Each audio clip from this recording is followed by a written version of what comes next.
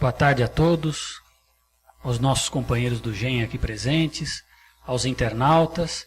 Estamos mais uma vez reunidos no Centro de Estudos Chico Xavier, aqui do GEM, como aliás prometido no mês passado, para tratar de temas alusivos à doutrina espírita.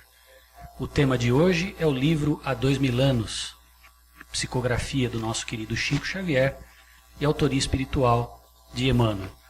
Passamos rapidamente a palavra então ao presidente do GEM, Caio Ramaciotti. Pai. Hoje prometemos dizer alguma coisa sobre o livro Há 2000 anos, o primeiro romance recebido pelo Chico. Para mim, apesar dos outros serem também romances fantásticos, é o extraordinário, Há 2000 anos, porque ele retrata uma época especialmente cara para todos nós, que é a época de Jesus, e nos traz tantos ensinamentos, tantas lições, de tal forma que é muito difícil o estudo mais sistemático deste livro. Assim, eu, o Paulo, o Fred, o Fábio, o Eduardo, vamos fazer alguns comentários a respeito, mas com flashes, mostrando o que cada um de nós pôde destacar para que o internauta tenha uma noção da grandeza espiritual dessas criaturas envolvidas na temática do livro e do extraordinário valor deste romance. Eu particularmente vou me dedicar a duas passagens do livro. A primeira, que dá início, que portanto mostra, entrevê já o drama do senador, o drama que se desenha já na alma do senador, e posteriormente a segunda, que como o Frederico comentou comigo alguns minutos atrás, representa o caminho de Damasco de Públio Lentulus, esse segundo episódio. Eu gosto de comentar, situando um pouco quem nos ouve, na realidade, no momento, na situação em que se encontravam esses personagens reais envolvidos na trama do romance. Nós estamos no início do livro, na casa do senador Públio Lentulus. A casa dele, grandiosa como a casa dos outros senadores, edificadas no monte ou na colina do Aventino,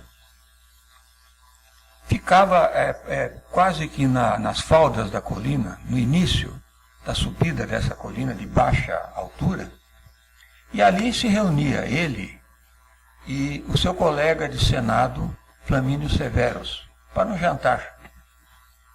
A época era um momento particularmente importante, não só por estar ligado à presença de Jesus entre nós, como também, do ponto de vista da vida e das atividades desses senadores, ser uma fase que caminhou até o fim do século, a fase importante com relação ao próprio Império Romano, exigindo desses senadores uma atuação muito grande.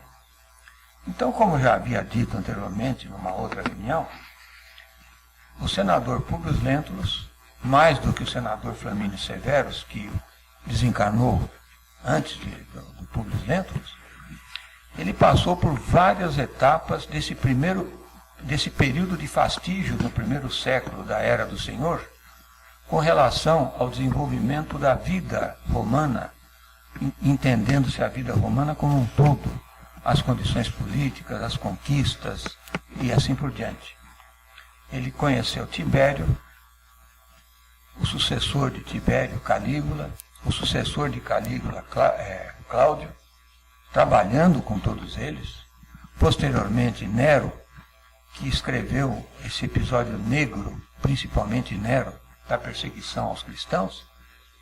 Mais tarde, com a queda de Nero, participou também de 2 anos de transição em que 3 generais se alternavam no poder, até que começou a haver uma estabilidade mais adequada para a sequência do Império Romano, ou para a sequência dos próprios imperadores, que começou com a família Flávia, Vespasiano, seu filho Tito, seu filho Domiciano. A partir daí nós tivemos Trajano, tivemos Adriano, Marco Aurélio, e um período ainda de grande fastígio, que no século III começou a declinar, caindo o Império Romano no século V, sendo esses imperadores famosos, todos eles de origem romana, ligados à história de Roma, substituídos por bárbaros germânicos que durante um século comandaram uma Roma já dividida, ou uma Itália dividida, a Península Itálica já se havia transformado em várias regiões, em vários reinados precários, menores, como por exemplo de Sicília e assim por diante. Até que um novo período bárbaro, o dos Lombardos, restabeleceu na Península Itálica uma nova sequência semelhante à do próprio Império Romano, até a conquista de Carlos Magno. Em resumo, foi o que aconteceu praticamente neste primeiro milênio da era cristã com relação a Roma. Este período fundamental na definição da sequência de fastígio do Império Romano teve, no primeiro século, a intensa participação do senador Públio Lentulus. Ele tinha menos de 30 anos nessa conversa que ocorreu no átrio de sua casa, inicialmente, com o senador Flamínio Severus, 15 anos mais velho, pouco mais de 15 anos mais velho que ele. E nesse jantar, eram amigos, encontravam-se com frequência, Flamínio Severus estranha o comportamento, a situação, o abatimento de Públio Lentulus dos últimos tempos, e comenta com ele. Ele diz que estava preocupado com a filha, diagnosticada como portadora da lepra, na época, hoje a nossa hanseníase, desenganada pelos médicos de então, e após um jantar que transcorreu, até o final do jantar, que transcorreu com conversas sobre as famílias, Flamínio Severus felizes com os filhos já em crescimento, já sendo colocados conforme o desejo dele, Emmanuel desabafa que ele trazia também uma preocupação muito grande, um sonho que tivera, um sonho de tal realismo que o impressionara muito e que lhe trouxera um grande transtorno interior. Fala do sonho ao colegas do Senado, comentando que aproximadamente um século antes, quase que no fim da República, porque um pouco depois veio o reinado de Augusto, ele se viu na condição de um bisavô materno, chamado Públio Lentulus Sura, associando-se na época a Catilina para uma revolta que culminava, o objetivo dessa revolta era a queda de Cícero e novos rumos à República Romana. Quais rumos não é possível avaliar. Seria possivelmente um período já de um poder mais forte, sem que os senadores tivessem uma influência maior nas decisões administrativas e políticas do Império. E ele se viu, juntamente com Catilina, numa situação de grandes compromissos morais assumidos. Por exemplo, a violência atingiu níveis tais que ele determinava que fossem arrancados os olhos aos adversários. Uma infinidade uma mortandade incrível ocorreu nessa revolução, que acabou se encerrando com a morte de ambos. Ele foi estrangulado. E guardava essa sensação com muita clareza. O Flamínio Severus tentou dissuadi-lo disso, dizendo que era um sonho, que a realidade não era essa, mas ele então pega o Flamínio Severus pelo braço, igual estou fazendo com o Fred agora, levantaram-se, atravessaram do átrio, um pequeno parênteses, para situar a gente na casa romana da época. A casa romana era centralizada no átrio. Entrava-se ao átrio pela porta de entrada, que era o hóstia, O átrio tinha também uma tipo piscina que acumulava as águas que eram captadas para que, evidentemente, a casa não fosse inundada. E essa piscina ficava ali no átrio. No átrio também eles tomavam as refeições no triclínio, famoso triclínio, que era um conjunto de 3 sofás, assim, em um plano inclinado, o que favorecia muitas vezes as refeições dos nobres romanos deitados. Eles entendiam que se alimentavam melhor assim. À época de César, havia também uma mesa a qual se encostavam os 3 sofás que compunham o triclínio. Estavam os dois ali conversando, neste local, no triclínio do átrio. E, ao fundo, no sentido oposto ao óstium, ficava o escritório do dono da casa, que era o chamado tablino. Nas laterais ficavam as acomodações, as câmaras de leito e assim por diante. E ele então atravessa o peristilo até chegar ao tablino e mostra ao Flamínio Severo os documentos herdados à família, que era a tradição. A família Lentulus era uma família, claro, enriquecida pela presença da mãe, da gens Cornélia, com uma tradição no Senado e no consulado romano, na época dos 2 cônsules que dirigiam administrativamente Roma. E ele mostra documentos assinados por Públio Lentulus Sura, com uma letra praticamente igual a dele. Mostra uma imagem de uma estátua em que aparece Sura, muito próxima do visual dele. O próprio Flamínio Severo ficou impressionado com aquela coincidência. Aí o Flamínio, não sabendo muito o que orientar ao senador abatido por esse sonho, assim, muito claro, sugeriu que visitasse a Palestina, onde poderia tranquilizar-se em novos climas, quem sabe conseguir a cura da filha, melhora da filha. O que ocorreu, não dá para ter certeza. Alguns meses depois do nascimento, 6 meses depois, nasceria o segundo filho, Marcos. Possivelmente no início dos anos 70, porque era difícil viajar no inverno naquela época. No início de 72, precisamente. De 32. Essa conversa ocorreu em 31 da Era do Senhor, na primavera de 31. Então, possivelmente, no fim deste ano, no ano seguinte, eles estavam se dirigindo à Palestina. Este episódio, por que marcou muito? Porque é o início da Via Crucis do senador. O que ele conta é alguma coisa que tinha dentro, que ele sabia, intuía com muita clareza, que o levaria a uma vida de transtornos assim incontornáveis. Muito bem. Qual é o outro episódio? O outro episódio é ligado à morte de Lívia. Episódio triste, porque seria a redenção familiar do senador. Para que nós entendamos bem esse episódio, vamos voltar à presença de Públio Lentulus e da família na Judéia, aquelas terras conhecidas como a Palestina. Em 33, Jesus foi crucificado. A Lívia, Públio Lentulus, de certa forma, esteve presente nas decisões do governador da Galiléia, Pilatos, cuja posição foi, do ponto de vista romano, inquestionável. Não foi possível mudar a ideia dele. Ele lavou as mãos, não queria se envolver com algum conflito maior decorrente da revolta dos judeus. Mas o senador não ficou satisfeito, não ficou tranquilo com essa decisão.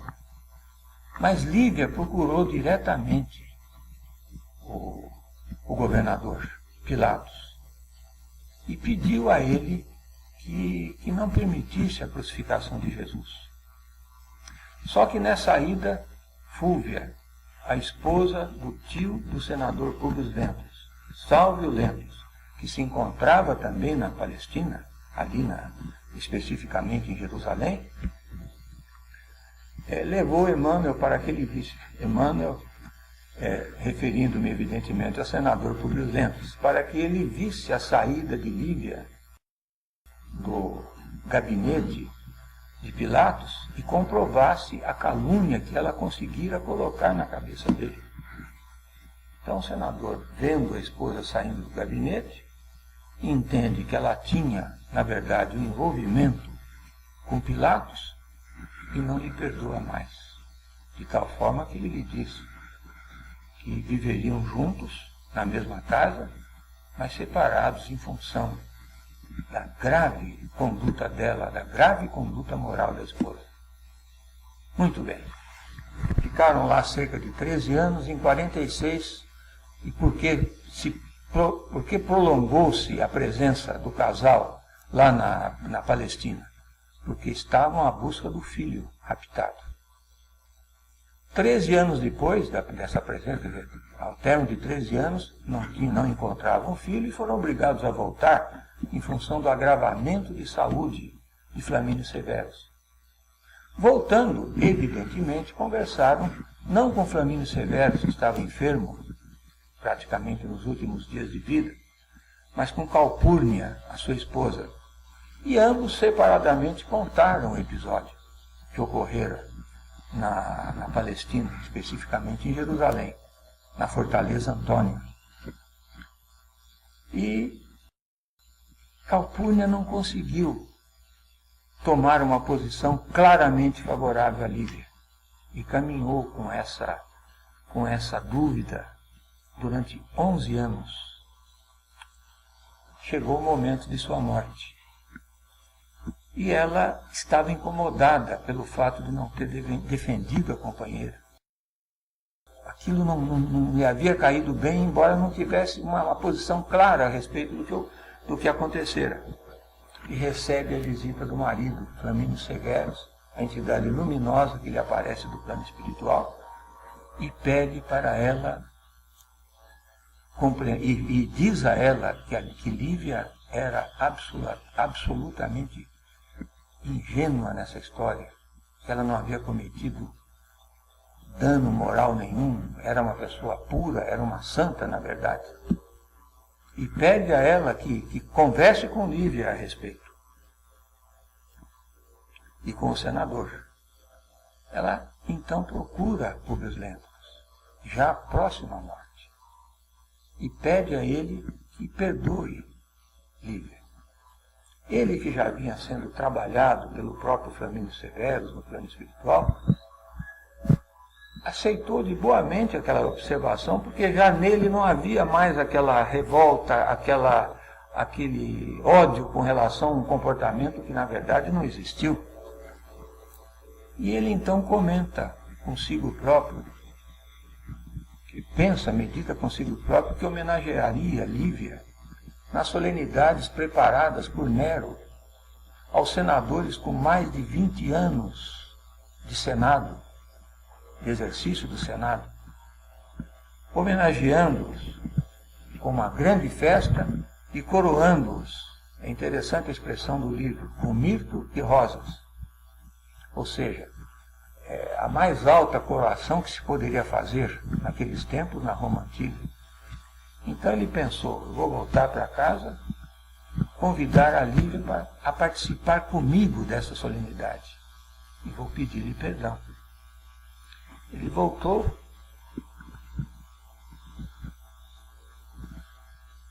Chega em casa, a porta do quarto estava fechada. E ele não quis incomodar a Lívia. Pensou, deixa ela descansa, amanhã eu converso com ela. Mas ouviu ali a Lívia cantando aquele poema maravilhoso que ele havia escrito na adolescência, no noivado, havia cantado, recitado a Lívia no noivado. Alma gêmea de minha alma, flor de luz da minha vida, sublime estrela caída das belezas da amplidão. Quando eu errava no mundo, triste só no meu caminho, chegaste devagarinho e encheste meu coração. E continua. Ouvindo a Lívia cantar, ele se emocionou, acomodou-se para que no dia seguinte pudesse convidá-la oficialmente para a solenidade. Ela seria a grande homenageada na solenidade, não ele. No dia seguinte não encontra a Lívia. Por quê? Porque estava em Roma João de Cleófas, um conceituado, nobre sacerdote da Síria, de Antioquia da Síria, que estava lá justamente para consolar os cristãos diante das barbaridades perpetradas por Domício Nero. E Ana a convida para ouvir João de Cleófas. Ela não tinha recebido o convite do marido, e as duas saem. Como elas haviam ficado durante um bom tempo junto de Calpurnia, na residência de Flamínio Severus, não causou tanta espécie o fato deles não estarem ali, e da Lívia não estar próxima. E aí o genro e a filha Flávia procuram de todas as formas e não encontram a mãe. O senador parte para a solenidade, 2 dias sem que elas apareçam, uma preocupação muito grande. A solenidade foi realizada no Circo Máximo, que ficava entre a colina em que morava o senador, Aventino, e o Paladino, a outra colina próxima. E também no Circo Máximo ficava agregado, como até nos ensina Emmanuel no livro, ficavam agregadas as catapultas. E era ali que o João de Cleófas pregava. Havia 200 cristãos naquela noite, entre eles Lívia e Ana, todos presos e levados ao Circo Máximo. Foram imolados na presença do senador, que se sentiu muito, até confidenciou um amigo, muito desconfortável naquela situação, apreensivo sem a esposa, vendo aqueles cristãos serem trucidados pelas feras. O primeiro da fila daquela linha maravilhosa de espíritos iluminados foi João de Cleófas. E volta em casa à noite desesperado, não encontra a esposa, a filha e o genro também aflitos porque não tinham notícia de ambas. Mas a Ana chega e conta ao senador que a Lívia insistiu que trocassem as vestes, porque ela tinha certeza, a Lívia, que não seria levada às feras com a sua roupa patrícia. E insistiu de tal forma que a Ana não conseguiu demovê-la desse intento. Com isso, a Ana foi tirada pelos soldados da guarda pretoriana presentes e a Lívia foi imolada, destroçada pelas feras. O senador, ouvindo aquilo, saiu correndo atrás da Lívia, porque a Ana não disse exatamente o que supôs o que iria acontecer. Voltou ao Circo Máximo, como eu disse, próximo da casa dele. E chegando ao Circo Máximo, os soldados comemoravam aquela terrível, infeliz solenidade, pregando corpos que eles carbonizavam, os restos dos corpos que eles carbonizavam, das vítimas do suplício, nas colunas, nos postes, de tal forma que o senador, vendo aquela situação em torno do Circo Máximo, ele sentiu que alguma coisa realmente estava caminhando para uma grande realidade. Quando viu 2 soldados brigando por causa de um colar que trazia pendente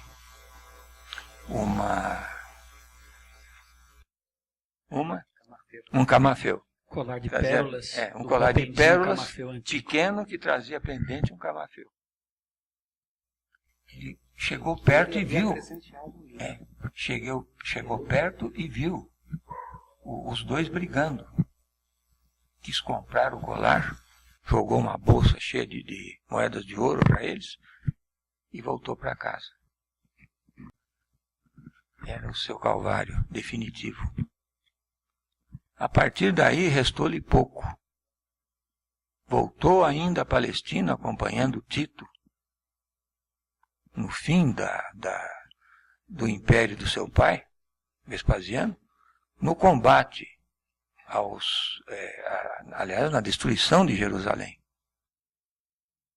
Voltou a Roma e em 79 ficou com a filha e com Ana reclusos na sua morada de Pompeia, quando recebe a visita do genro.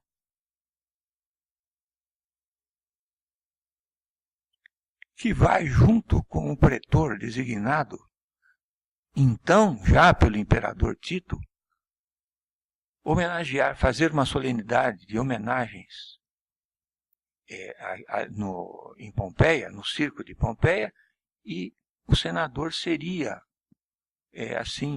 receberia honras muito merecidas de Estado. O senador não foi, já estava cego, ficou em casa, foi visitado pelo genro e por este pretor, que representou Tito. Pouco depois, todos sabemos o que aconteceu, estavam os três ali, juntos, recebendo o quarto personagem, que foi o genro. Conseguiu chegar, encontrando-os ainda vivos, os dois. Ana já havia caído um pouco antes, já havia deixado o mundo um pouco antes. E os três morreram abraçados. O último a morrer dos três foi o senador. Aí sim, ele é recebido por Flamínio Severus. E nós vamos ao final ler o último trecho, quando ele se desloca da terra, levado aos planos maiores, e a partir daí então se transforma para todos nós em Emmanuel, o Espírito que há 2000 anos vem colaborando para a evolução espiritual do nosso planeta. Conversando com o Fred antes dessa reunião, o Fred fez colocações que eu peço que sejam repetidas, porque complementa o que nós estamos conversando a respeito. Na linha da descrição toda da vida do senador, realmente esse ponto me chamou a atenção do livro, que é o capítulo 5º da obra, há 2000 anos, que fala a catacumba da fé e o martírio no circo. Realmente é a linha divisória da vida do senador.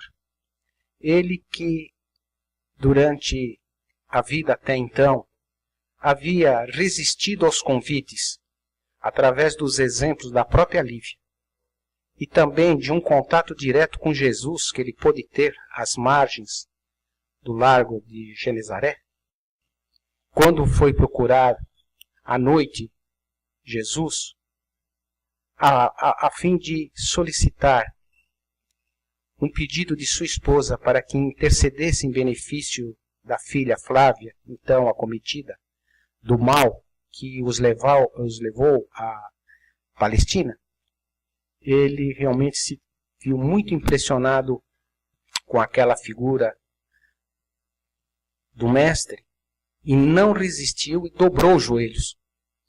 Mas, sendo convidado por Jesus para que viesse, até Jesus cita no texto do livro uma frase, dizendo: virás agora ou esperarás que o pêndulo do tempo transcorra para que você possa chegar. Mais ou menos assim as palavras, eu não me lembro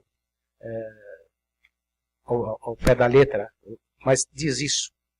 E Emmanuel permaneceu na sua postura de orgulho, como ele mesmo menciona, o senador, orgulhoso da sua posição, embora um homem de caráter retilíneo para o mundo, cumpridor de todos os deveres, com mais alto grau de consciência e responsabilidade, como nos demonstra as lições do livro, neste momento do circo, em que o camafeu lhe dá como que o atestado final das consequências de que ele tanto temia, ele como que atingido por um raio, passa a caminhar de retorno à sua casa, remoendo uma série de conflitos, de situações que a dor e os pensamentos realmente se confrangiam de tal maneira que ele não sabia mais como se posicionar e caminhando, chegou num determinado trecho do percurso, ele, próximo a uma árvore, ele dobra os joelhos novamente. E, nesse momento, ele, curvado diante de tanta dor, que seria o ápice maior que lhe poderia ser proporcionado na vida, ele realmente faz como que uma concessão dentro de si. Por que tudo isso? O que adiantou toda a sua glória mundana, todas as suas conquistas? Embora os tormentos e as desilusões naturais que ele passou com o rapto do filho e outras situações, mas aquele momento era o auge da sua dor.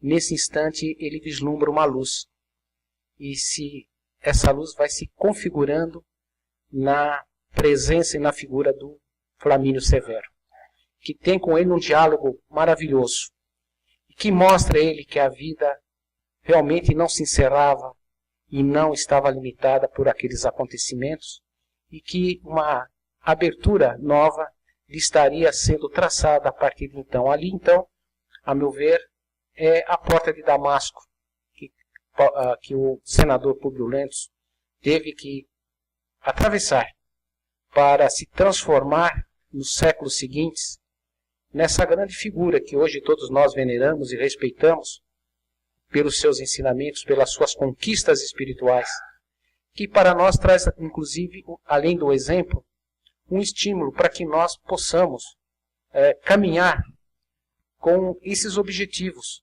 Mesmo diante das dores, nós precisamos realmente nos munirmos de uma fé viva, que ele pouco a pouco foi desenvolvendo, a partir daquele momento, para chegar aonde chegou e nos trazer essas páginas iluminadas de conhecimentos, de história, mas sobretudo das possibilidades que a alma humana tem na sua capacidade de transcender a sua evolução espiritual. Paulo deve ter comentários semelhantes, né? Um pequeno comentário sobre o circo máximo, né? Quando houve até Emmanuel cita no livro, né? Os novos apóstolos de Jesus morreram ali sobre as feras, né? Os leões, o desprendimento desses espíritos, eles vendo os corpos dilacerados, principalmente Lívia, e vendo o lado espiritual como que uma estrada de luz, orientando-os a seguir para um plano maior espiritual. E a gente entendeu, lendo isso, que fica muito claro, muito evidente, que Jesus, quando na passagem de Jesus, que a gente sempre no nosso centro espírita comenta, sobre os dois mundos, o de César e o de Deus. Então Lívia, olhando para a terra, via francamente o mundo de César e caminhava por essa estrada de luz para o mundo de Deus. E dali, não só ela, como todos esses novos apóstolos de Jesus, conforme Emmanuel nos ensinou. E dali uns dias surge para esses espíritos a figura de Jesus, recebendo-os como os novos apóstolos, quem já conseguiu a evolução espiritual que o nosso Pai determina para a divulgação desses ensinamentos para a eternidade. Eu só quero ler o finalzinho do que Jesus comentou com eles, que eu achei de extrema importância. Ele diz o seguinte, Jesus falando: depois da seleção natural dos espíritos e dentro das convulsões renovadoras da vida planetária, organizaremos para o mundo um novo ciclo evolutivo, consolidando com as divinas verdades do Consolador os progressos definitivos do homem espiritual. A partir daí, Jesus ascende para o mais alto. Esse livro maravilhoso traz algumas passagens da vida que o próprio senador chamou misérrima e de muita dor, mas ele traz muita esperança porque ele fala de Jesus. Fala da luz a que o Paulo se referiu no plano espiritual, do recebimento dos cristãos. Fala da esperança dada ao senador, mesmo após aquela dor mais terrível da vida dele, quando descobriu que sua esposa querida havia passado por aquele sofrimento atroz. Ele orou a Jesus e Jesus permitiu a presença daquele mestre amigo dele, Flamínio Severus, para orientá-lo. Mas existe um episódio que mostra bem o que é o nome de Jesus no livro. É um episódio em que a gente volta um pouco para os primeiros momentos em que todos estavam na Palestina em busca da cura da menina Flávia. Kardec diz que a realidade não pede licença a ninguém para dizer o que é. E se existe a dor, existe o outro lado dela, segundo Leon Denis, que é a coragem de superá-la. Isso é muito belo. Estavam todos conversando a respeito de Jesus. O senador mais preocupado com aspectos políticos, dizendo que não se avistaria com ele, mas Lívia já impressionando-se com as palavras que ouvia a respeito do Nazareno. Ninguém reparou que a menina, com aquela doença tão sofrida, ouvia ávida aquela conversa e depois voltou ao quarto.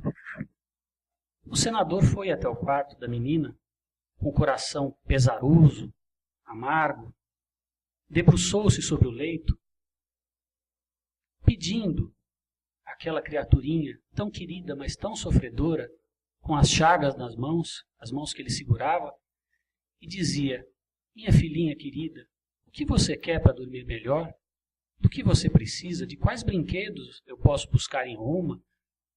Posso mandar buscar em Roma? O que eu posso fazer por você? Porque o coração dele ficava embargado ao ver a menina com aquela mãozinha com as chagas, a febre alta.